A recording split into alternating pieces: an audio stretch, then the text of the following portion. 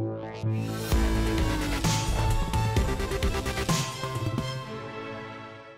chiffre qui a été brandi par le président il y a 48 heures de plan de relance de 100 milliards d'euros. Et là, on se dit, bah tiens, qu'est-ce qu'il y a dans ce... Que contient, parce que 100 milliards, c'est pas rien, que contient ce plan de relance de 100 milliards d'euros? Bonjour Marc. Bonjour David. Marc Vigneault, journaliste au Point. Il se dit, on va rentrer dans le détail, dans la mesure du peu de détails qu'on a aujourd'hui, mais il se dit que ce chiffre assez symbolique, on se dit, moi je me suis dit, mais pourquoi d'où? Pourquoi 50, 80, 100, 120? Ce chiffre symbolique sorti par le président lors de son interview présidentielle du 14 juillet, c'était une façon de s'étalonner par rapport à nos amis allemands qui, eux, ont un plan de 130 milliards. C'est vrai ou c'est pas vrai, ça? On peut considérer, oui, c'est sûrement un facteur qui rentre en ligne de compte. Il fallait faire aussi bien que les Allemands. Il faut frapper fort et en même temps, depuis le début de la crise, on n'est pas obsédé par ça puisque on a bien vu que Bercy a sans arrêt répété, on n'a pas les mêmes finances publiques que les Allemands, on ne peut pas faire pareil tout que les Allemands, tout comme les Allemands.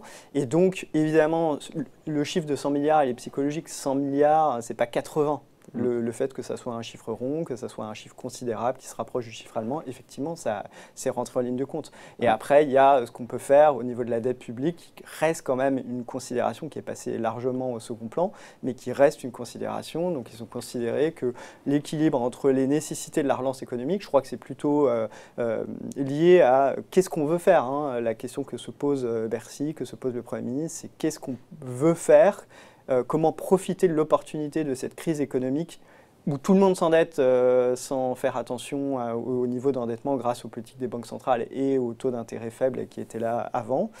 Comment on en profite pour transformer l'économie. Sachant que pour clore sur cette séquence, encore une fois, en tout cas chiffres du passé, jusqu'à présent, ce qui était dépensé réellement, on l'a déjà dit ici, il faut le rappeler, en plan d'aide d'urgence, c'est 57 milliards d'euros, le reste ce sont des prêts garantis. Oui. Donc là, on a eu 57, on rajouterait 100. C'est ça. Alors, est-ce qu'il ne va pas y avoir des choses qui étaient déjà un peu dans les tuyaux? Est-ce qu'on compte les plans sectoriels qui ont déjà été annoncés ou pas? L'enveloppe, elle est sur combien d'années? On voit bien que d'ici la fin de l'année, ce n'est pas 100 milliards qui va être dépensé. Donc, c'est aussi pour 2021. Donc, ça veut dire que c'est 100 milliards sur un an et demi. Donc, on est déjà sur 100 milliards. Les plans de relance du secteur aéronautique, de la voiture, tout ce qu'on a eu déjà, c'est dedans? C'est pas sûr, mais il faudra voir, évidemment, pour arriver à ce chiffre un peu psychologique de 100 milliards, il y a toujours des façons de présenter les choses qui sont parfois, on compte un peu deux fois les mêmes choses. Par exemple, quand ils ont annoncé le plan tourisme, le gouvernement, quand ils ont compté 18 milliards, il n'y avait pas du tout 18 milliards de nouveaux crédits. C'était des enveloppes, ils prenaient tout ce qui avait été fait depuis le début pour le tourisme et ils ont annoncé 18 milliards. Ouais. Voilà.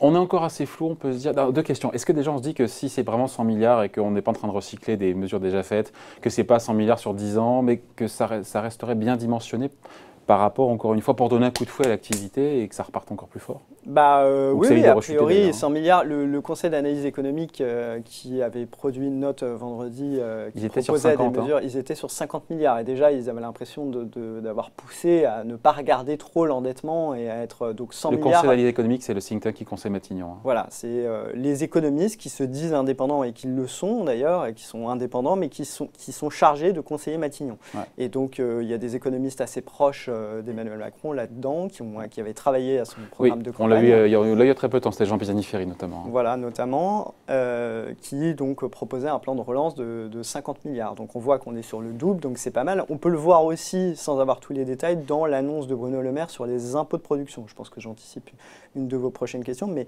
l'enveloppe, elle est de 20 milliards sur 2 ans. Donc ça, c'est clairement le haut de la fourchette de ce qu'on attendait. Moi, c'était une surprise. Il était hier soir sur France 2 quand il annonce effectivement 20 milliards. Cette baisse des impôts de production, elle était plus ou moins acquise. On a compris qu'elle baisserait. Mais le chiffre qui circulait, c'était 5, 6, 7 milliards. Là, pour le coup, 20 milliards. Alors, c'est sur 2 ans aussi. Mais quand même. Et ce qui est intéressant, c'est de voir que Bruno Le Maire, depuis des mois depuis des années, il porte ça. Et il avait vraiment du mal à le vendre. Il avait vraiment du mal à le vendre au reste du gouvernement pour des raisons budgétaires. Parce qu'on n'avait pas les moyens. Sauf que là, il faut relocaliser, il faut produire français. Sauf que là, c'est ce que je disais, comme tout le monde emprunte de façon illimitée, que les spreads, les différences de taux d'intérêt entre les pays restent extrêmement limitées, que la France a la confiance des investisseurs, qu'on emprunte quasiment à zéro, et bien là, c'est l'occasion de faire ce qu'on ne pouvait pas faire avant. Alors, il y a beaucoup de gens, notamment le gouverneur de la Banque de France, qui dit non, ce n'est pas une bonne idée, parce que là, on fait une baisse d'impôts pérenne. en disant on va baisser les impôts, vous allez voir ce que vous allez voir sur la croissance, et on s'aperçoit qu'en fait dans le temps il y a beaucoup de gouvernements qui ont raisonné comme ça, et en fait il y avait plein d'autres facteurs de réformes qui n'avaient pas été menées, qui bridaient la croissance. Résultat, on n'arrivait pas à stimuler la croissance, on se retrouvait avec moins de recettes, et il fallait après soit augmenter les impôts sur d'autres postes, soit couper dans les dépenses sans les choisir vraiment et donc pratiquer ce qu'on appelle des coups de rabot, des choses un peu aveugles, etc., qui ont notamment donné la situation qu'on a connue à l'hôpital.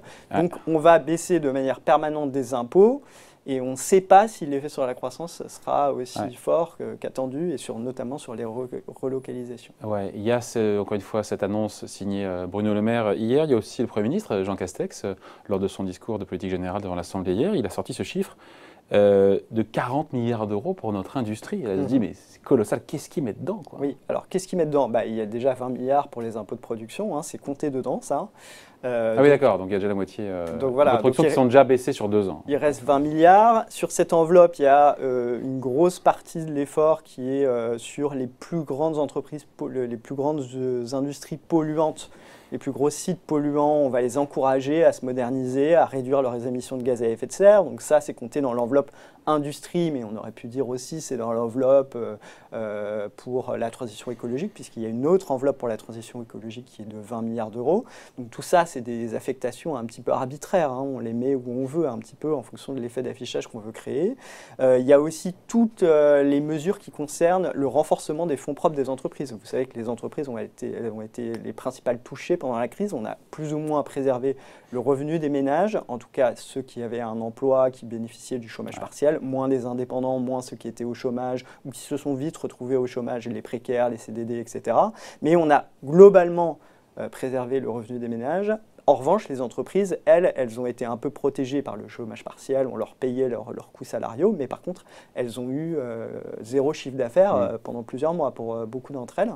Et donc, maintenant, elles se sont endettées, on leur a donné des mesures d'urgence, type le prêt garanti par l'État, pour pouvoir passer cette période, mais elles sortent de la crise beaucoup plus endettées. Avec une rentabilité moindre et plus de dettes, donc des bilans dégradés. Exactement. Donc l'État veut encourager soit la réduction de la dette des entreprises, soit au renforcement des fonds propres, c'est-à-dire l'argent qu'elles ont en réserve et qui leur permettent de faire face à leur... Donc ces prêts garantis seraient transformés en prêts participatifs. C'est un peu oui, compliqué, enfin, c'est pas vraiment une transformation des prêts garantis par l'État, mais il y aurait effectivement un mécanisme, sans rentrer dans les détails, qui permettrait de renforcer la solidité financière en fait des entreprises, de leur donner du temps, des perspectives et des prêts qui seront, pour faire simple, qui ne seront remboursés qu'en fonction de la situation économique des entreprises. C'est-à-dire que si la situation économique de l'entreprise ne se redresse pas, eh ben, ces prêts ne seront pas remboursés sans que ça provoque une procédure collective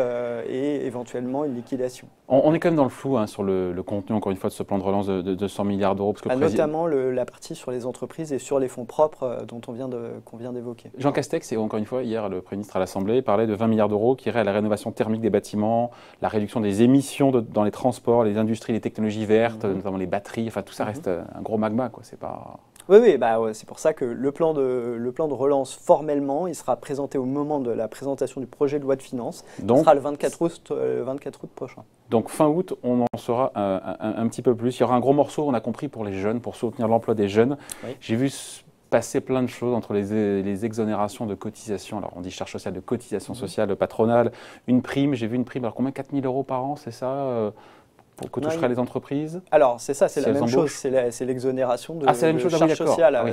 Ça revient à alléger le coût du travail pour 4 000 € pour les jeunes et pour les salaires qui ne dépassent pas 1,6 fois le SMIC. Donc, on fait le pari que c'est le travail peu qualifié, entre guillemets, qui va trinquer, les jeunes sans expérience, ceux qui arrivent sur le marché du travail, etc., qui vont trinquer. Et donc, on fait une baisse de charges patronales ou de cotisations patronales massives à ce niveau-là pour essayer de stimuler l'embauche. Il en reste encore beaucoup de cotisations patronales? Il en reste un tout petit peu. Il en reste un tout petit peu. On dit massif, mais il n'en reste pas des masses. On peut subventionner les emplois à ce niveau-là. on peut leur dire on vous fait un chèque. On vous paye pour. C'est un peu l'esprit d'une prime à l'embauche. Alors là, ce n'est pas une prime qui a été retenue, c'est-à-dire on supprime toutes les cotisations qui restaient et puis si c'est jusqu'à 4 000 €, on va subventionner ensuite l'emploi en payant l'employeur. Il a dit le président. Je rappelle que l'employeur, il paye quand même les cotisations salariales d'une certaine façon. Hein. Il reste des cotisations salariales que, évidemment, si on les supprimait, ça augmenterait le salaire net du salarié, mais donc ça ne marche pas pour le coût du travail, mais il reste quand même une grosse enveloppe quand on paye le salarié, il ne touche pas que son salaire net. Ouais, encore une fois, il l'a dit le président, la priorité c'est d'aider les jeunes, notamment celles et ceux qui vont rentrer sur le marché du travail cette année. On dit le chiffre c'est 600-700 000 jeunes qui arrivent chaque année. Oui.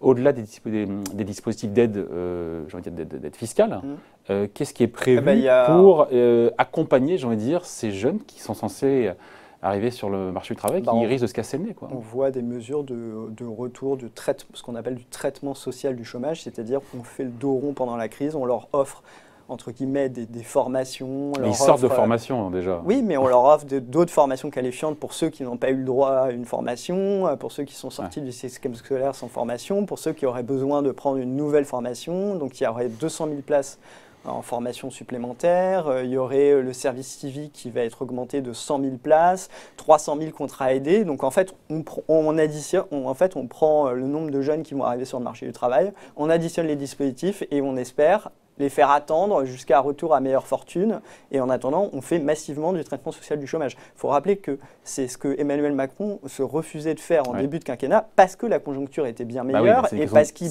comptait réduire de manière structurelle un petit peu le taux de chômage. Donc maintenant, il se dit, dans cette situation-là, même les économistes dits plutôt libéraux qui ne prônent pas sans arrêt le retour au traitement social du chômage disent, dans la situation dans laquelle on est, il faut le faire parce qu'il y a tellement de jeunes qui vont se retrouver en difficulté qu'on ne peut pas faire autrement. Marc, si on sort la calculette, est-ce que le compte y est, au travers de ce qu'on sait, des grandes masses, impôts de production et tout, est-ce qu'on arrive aux 100 milliards ou on est dans le flou encore là?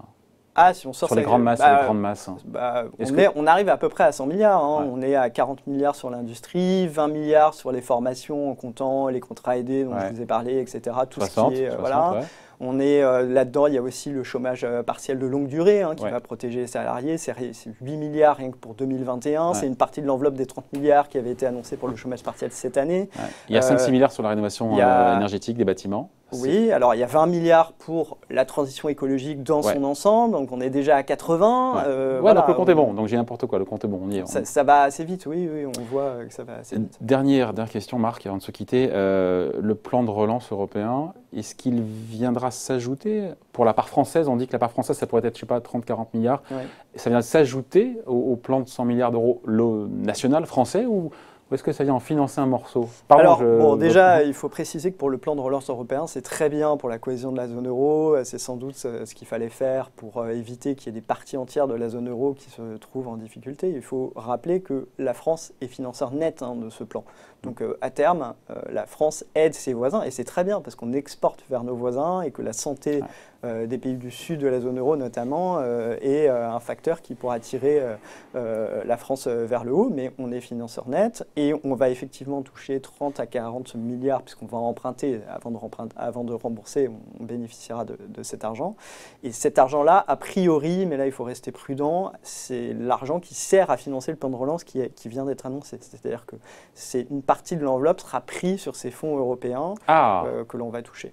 D'accord, donc dans la facture, un petit morceau sera payé par l'Europe. Ce n'est pas encore officiel et ça c'est l'analyse que je fais, c'est qu'a priori ça ne viendra pas en plus, c'est déjà inclus dans les 100 milliards. D'accord, donc une partie de la facture sera payée par l'Europe. Et Emmanuel Macron fait d'une certaine manière le pari que des pays comme les Pays-Bas, les pays du Nord vont accepter, les pays qu'on dit frugaux, vont accepter le plan présenté avec Angela Merkel et par la Commission européenne ensuite. Avant de se quitter, Marc, la couverture du Point de cette semaine, il faut lire le Point évidemment, pas seulement mais surtout. Alors c'est une couverture internationale sur la Turquie, mais on a, comme vous voyez dans le bandeau en haut sur l'économie, on a un grand entretien. Il a bonne mine dans Patrick Pouyanné là. sur la photo. Avec Patrick Pouyanné, donc le PDG de Total, qui nous raconte un petit peu sa vision du monde, en quoi l'Europe a été naïve pendant des années, c'est ce qu'il pense, et comment la crise du coronavirus pourrait changer tout ça, et comment il envisage pour son business, qui est quand même celui du pétrole, qui n'est pas un business d'avenir, comment il envisage la transformation de l'entreprise. À lire donc cette semaine, grand entretien avec Patrick Pouyanné dans le magazine Le Point. Merci beaucoup Marc. Merci Bel David. été, on se voit à la rentrée. Bye.